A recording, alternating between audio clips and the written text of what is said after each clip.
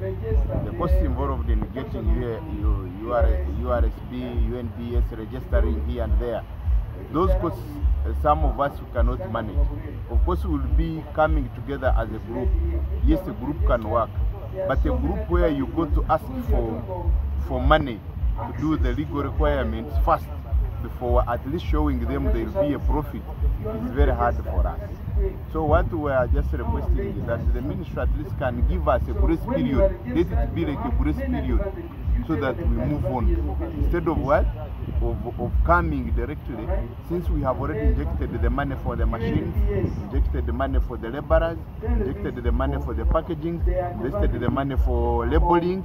So now that is the starting point. If you are given like a time period of 5 years, people first work, they see profit, they see where they are going.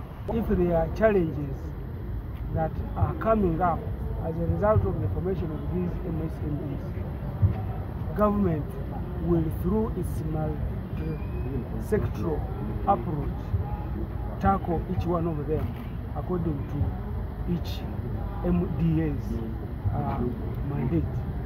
Because trade has its mandate, agriculture, which is also involved in production, has a mandate, the agencies, Ministry of Finance has a mandate.